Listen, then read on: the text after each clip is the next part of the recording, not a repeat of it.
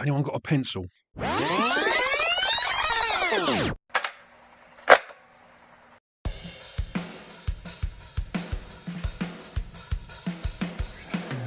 Hello, my name's Mark and I'm the host of the Mixtape podcast, where every week on the show I will ask my guests to make up an imaginary mixtape. They'll give it a title and pick 6 tracks. Track 1, what's going to be your intro track, your attention grabber, your track 1 side one that's going to draw me in and make me want to listen to the rest of your tape. Track 2, pick a song that you sing loud and proud when you're on your own in the car or the shower. Track 3, pick your favourite cover version. Track 4, pick a song you wish you could have played to your 18-year-old self. Track 5, pick a song that you would put on your mixtape to let the listener know that you are romantically interested. And track 6, I'm going to ask them to pick something a little bit obscure, maybe a B-side or an album track. Don't forget to smash that follow or plus sign at the top of the page and you'll be notified every time there's a new episode. And you can follow me on Instagram at the Mixtape Perth. Hope you enjoy this week's chat.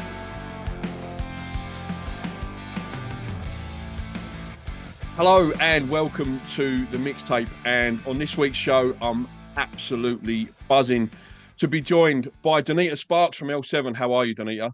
I'm very well. I'm doing some interviews for the upcoming tour L7 are doing in New Zealand and Australia. So getting really excited to get down there. Because I'm such a professional and I like to be prepared, I watched Pretend We're Dead last night, your documentary, just as like a sort of to prepare. First of all, amazing documentary. I found it like really sort of raw and like honest, and some of the backstage footage that you got there is, I'll never look at Nick Cave in the same way again. Oh, I will. Was that shot by like band members or was it shot by road crew or how did that footage sort of all come together? All of the above. We one of our earliest thing, the biggest expense we've ever purchased as a full band was buying that camcorder very early on. And our first one was actually stolen off of the top of Jennifer's amp at a show, literally stolen by the local junkie in Phoenix, Arizona. But in front of many witnesses, so very brazen young junkie that kid was. But no, we were always filming each other, and our road crew would film us. And I'm very glad that we had the foresight to do that, because it was the basis of the documentary. Because we had all this footage, and it's like, well, what are we gonna? We've got to do something with this. And our story is kind of cool, and it's also a tale of like, hey, sometimes, your name is bigger than your wallet. And it kind of tells that story. And also just kind of the arc of a person who chooses to go in the arts in general, And I'm glad you enjoyed it, because a lot of people also say that to us, is that they felt it was very truthful and raw. Of course, we left some really personal stuff out because, you can't, just personal stuff. But I think it's not a cautionary tale. It's just a truthful tale. Yeah, I think like for me, it was just like the contrast between playing the stadiums and particularly the one in Brazil where, had all the security and everything else and the massive shows and everything else. And then cut to probably, I don't know, maybe 20 minutes or half hour later in the documentary, there's like your CD, your Slap Happy, like being put in landfill. Like that was like incredible to me. Like it was just the way the story went, and fantastic to see at the end through social media and stuff like that. You reformed and sort of now you're back out on the road and playing shows, and as we'll get to in a second, I've got the tour dates here. I'll read them out now. It's a bit pointless, to be honest, because most of them are sold out. So if you're looking for tickets, you can get tickets for Brisbane and Adelaide, and that's it. But so your tour dates in Australia, December the 8th, you're playing the Metro in Sydney. That's sold out. The 9th of December, it's a Tivoli in Brisbane. You still get tickets for that, as you can for the Gov in Adelaide on the 12th of December. Then you got the 13th of December, Rosemount Hotel in Perth. That's the one I'll be waiting for. That's sold out. And then 3 nights in Melbourne, 15th, 16th and 17th, all sold out. It must feel amazing to still be selling out shows, and coming back, and especially somewhere like Australia where you traditionally wouldn't have toured that much. Like it must feel amazing to come here and sell out shows like that. No, it is amazing. And it's, the love we've felt, especially, not only when we first reunited in 2015, I think we may have come to Australia in 2016, I'm not sure, but since the horrible pandemic shut everything down, like and this tour was announced, the response was automatic. And it was really kind of shocking because we'd already done the reunion and it was like great. And then, oh, are people still going to be interested in seeing us? We've kind of done our victory lap of the reunion and blah, blah, blah. And then it was like, we announced we were going to do Bricks Are Heavy back to back, our kind of our biggest album. And ticket sales were jumping as soon as it was released. So thank you, New Zealand and Australia. Much appreciated to thanks for the love. And we can't wait to rock with you guys. Yeah, no, it's going to be awesome night at the Rosemountain. There's not many. I'm a single dad, Donita, and there's not many gigs that come up on the week that I have my kids where I'll go, do you know what? I'm going to get a babysitter for that one. But I definitely am. I definitely am for that show at the Rosemountain. I can't wait for that. It's going to be awesome. Just on Bricks Are Heavy, which is obviously, I would probably go as far as to say a sort of iconic album. How was it like learning the songs? There would have been songs, I imagine, on the album that you haven't even played live before. So how was it sort of like rehearsing and learning those songs again? And some of them we had played in the reunion thing. Some of them we hadn't played since 1992. I think one of the songs, the last song on the record, This Ain't Pleasure, we had never played live. So we hadn't played Wargasm, the first song on the record, since 1992. Because they're both difficult songs to play and to sing. So, but we're opening with Wargasm and ending with This Ain't Pleasure. And, we're pulling them off. They're barnstorming. So, get ready to rock right out of the gate. Cause those are, Wargasm is probably the fastest song on the record. And it's the first song of the set. So be ready, people. Don't be dicking about at the bar, getting exactly. drinks. Yeah, make sure you're out there. Yeah. Exactly. And I wanted to talk to you about the album as well, Bricks Are Heavy. Like, how was it like working with Butch Vig? Obviously, was the producer on the album. How was it working with him, and what do you feel like he brought to the recording and the album? Well, first of all, personality-wise, he's not a pretentious dude at all. He's not an arrogant dude. Some guys you meet in LA, they've got a bit of a and they just think they're the shit, and it's like, well, you're not that much of the shit. But Butch, was from the Midwest, not from LA. And he was a musician himself and had been in a few bands. So he didn't have any airs about him, but he just had a very good sense of melody and what's hooky and encouraging us to follow our instincts on what is catchy and hooky. And instead of like, oh no, I don't know about that. That sounds a little too, he would be very much like, yeah, try it, go, like put in that backing vocal, So he wasn't afraid of overdubs, and he wasn't afraid of, getting some hooky, poppier elements into our music, encouraging us to try those out.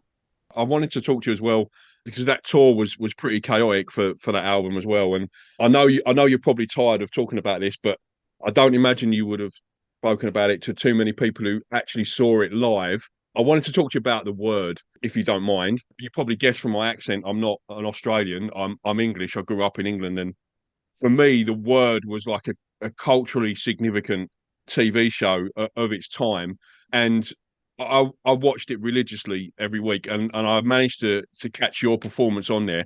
And something that always struck me like about that is there was a lot of, for anyone who's not aware, you finished the song "Pretend We're Dead." I believe, was it your amp or Susie's amp? I'm not sure. Standing on top of the amp with your jeans and underwear around your ankles, right? And yeah, considering it made quite a splash publicity wise at the time. But I always felt like, considering, like, if you pardon my French, the fucked up shit that they used to get up to on that show, like it was nothing, like it didn't warrant the amount of like, sort of attention that it got. And I just wondered, like, if you felt that, and and any sort of other memories you sort of had of playing on that show. Well, I didn't know. I had never heard of the word before, and I had never seen the show before until we were on set.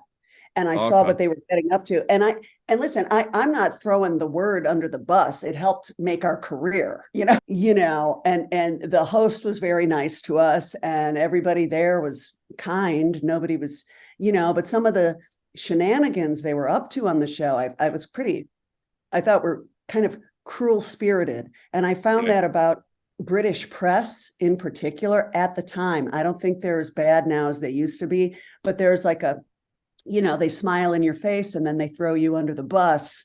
As when just British journalists in general were kind of catty and nasty. And I saw that going on. They had a hidden camera in actor Oliver Reed's dressing room. I remember that. Yeah. Outrageous. And then they had a stupid male bum contest, and which I found exploitative and lame. And so that helped inspire my pants dropping. So, but I love the footage. It's hilarious. And I love the kids dancing, and the set is very psychedelic and in a late 80s, early 90s way. So we had a good time on the word.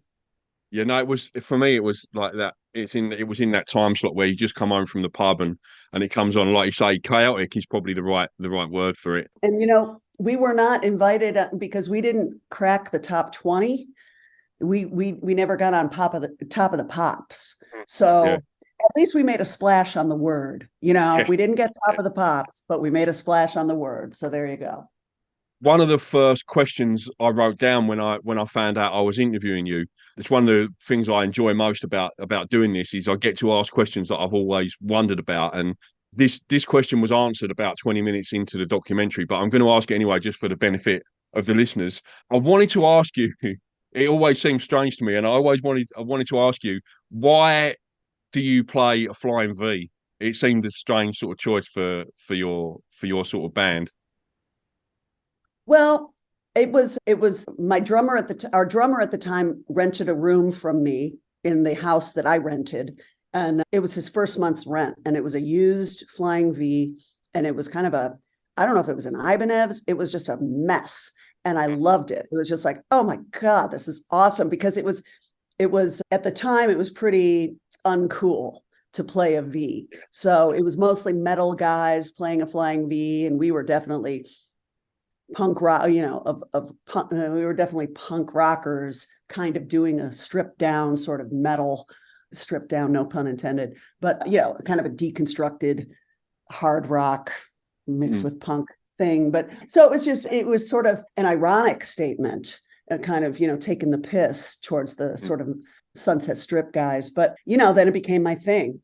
And now it's my pain in the ass, because although I love the Flying V, they're big, and my road cases are big for them. My guitar cases are big. So it's like Susie's got this like small, cute little melody maker, and I've got this big Flying V. So it's I love them, and it's my thing now. So there you go.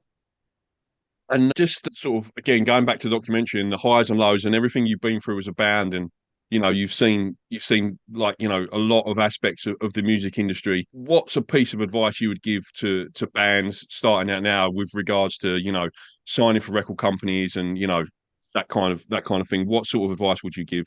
I saw a documentary last night about the LA punk scene, and a guy who was interviewed in that had the best thing to say. It was either a guy or a gal, I'm not sure, but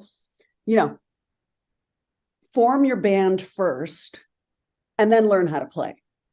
It's kind of like, I think a lot of times that's, find the people you want to play with, or at least who want to achieve the musically, the kind of things you want to do, or and if you don't know how to play, fucking learn, and you don't have to necessarily play right out of the gate. Just, have a few beers with your friends.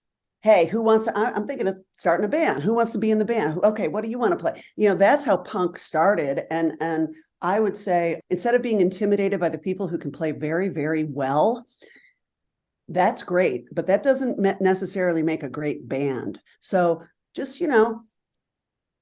you don't have to be a great player to start playing or to have a band. That's what I would say. Absolutely. Awesome. Fantastic advice. Okay. So, as you know, my radio show is called The Mixtape. And so when I get guests on, I like to sort of ask them to imagine they're making up a mixtape and pick a few tracks for it. So, track one, whenever I make up a mixtape or a compilation or a playlist or anything like that, it's always the killer, the attention grabber, the one that's going to kick it off in fine style. So, what track did you pick for that? I pick California Love by Tupac and Dr. Dre. Yeah. My kids love that song. They always ask me to put it on in the car. No, and I asked our press agent, I was like, is this a rock show? Because if it's a rock show, they're not going to like my picks. So it's a mixtape. It's your mixtape. It's whatever you listen to. That's the joy of it. I'm just preparing you. Okay. There's not many Tupac and Dre songs that I can play to my kids in the car because they're quite young still. But yeah, that is one of them that always goes down well. They love that one. I'll tell you a little secret. I used to think that the lyric for years was California, no doubt about it. And I didn't realize that it was California knows how to party until like years later. So that's how I would sing it, no doubt about it. So that I can add my embarrassment into that one as well. I love a misheard lyric. That's a whole podcast episode on its own. That okay. And track two of the mixtape is, Donita, a song that you sing loud and proud when you're on your own in the car or the shower. Well, I would sing this song and this entire band's repertoire loud and proud anywhere. They're one of my favorites. And so I'm going to go, it's hard to choose one by them, but because I'm picking kind of an upbeat one for the playlist, for the mixtape, but Take a Chance on Me by ABBA. And I love ABBA. Right choice. I love good songs, and to me, they rival the Beach Boys in their production and their harmonies. And so I love ABBA, and Take a Chance on Me is one of their many jewels. Yeah, I think that's the first time anyone's picked ABBA on the mixtapes. Yeah, that's the first. So brilliant. Yeah, fantastic. Growing up in the 70s and 80s, like they were obviously everywhere after the Eurovision Song Contest. And yeah, over the years, my ex-wife dragged me to Mamma Mia on more than one occasion at the theatre. Yeah, you can't go past ABBA. I think they're one of those bands that just transcend the genre, really. Like, even doesn't matter what music you listen to, if you appreciate good music, then that songwriting and, like you say, the harmonies, untouchable. I think they're superb. Fantastic choice. Even in the peak of my punk rockdom, I always loved ABBA. So it's like, there you go. Fantastic.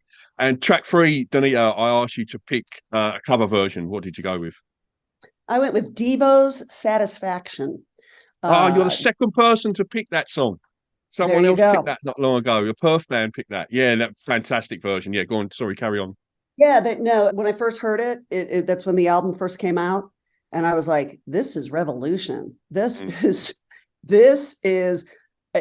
throwing down the gauntlet, man. It was just so shocking, and it was so clever. So that is one of the greats. Devo, I think they're probably, I don't think in Australia people realise how big Devo are outside of Australia. Like they're massive.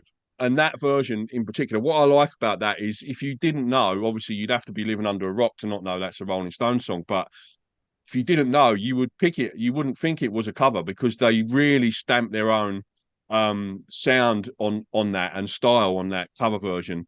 Yeah, and that for me is always a good sign of a good cover version is if it's got your sound and you're not just copying the original. Yeah, Hannah from a Perth band called the Psychotic Reactions picked that song. So yeah, I'm gonna message her later and let her know that you picked that as well, because I'm sure she's a fan of L7, so she'll be buzzing off that. For Donita, and I asked you to pick a song you wish you could play to your 18-year-old self. What did you pick? Oh, that's a weird one, because by the time I was 16, I was already a certified music snob. I've always been very particular about what I liked, and my musical tastes have not changed very much. I liked Frank Sinatra then. I still like Frank Sinatra, but I would play to my 12-year-old self Sports by the Viagra Boys. Not I like sports and I played sports as a kid, but I like that they are cracking on the sports mentality of people who are into sports and really don't I don't know, I just take it as like people who have tunnel vision about sports and culturally are not really turned on to much else. So Yeah. I like that very much, and the lyrics are very B-52s-esque in their absurdity, and the track rocks. So that's what Sports by the Viagra Boys. Great choice, great choice. And just very quickly, the last track, because I'm aware I'm a little bit over time. We've all done it when we make up a mixtape or a compilation, a song to let the listener of your tape know that you're romantically interested in them. What did you pick for that? Well, it would probably turn off a lot of people, but it would be Shoop by Salt and Pepper. Fantastic choice. Assault with a Deadly Pepper. That was the first album I ever bought when I was, I don't know, whatever, 15 or 16 years old. Oh, cool. Cool. Well, Shoop is genius, and it's a classic, and that would be the one. I'll wrap it up there, Donita, because I'm a little bit over time and I don't want to put anyone else behind schedule. Thanks so much for coming on the show. Really appreciate your time. Can't wait to see you at the Rosemount on the 13th of December. Bricks are heavy. I think it's metropolistouring.com for the final 2 shows that are not yet sold out. Safe travels, Donita, and I'll see you soon. Okay, thank you so much. Thank you. Absolute pleasure. Cheers. Okay, bye-bye. That was a Mixtape podcast. Thank you so much for listening. Don't forget to jump up to the top of the page and smash that follow button, and you'll be notified every time there's a new episode, or follow me on Instagram at the Mixtape Perf. Till the next time.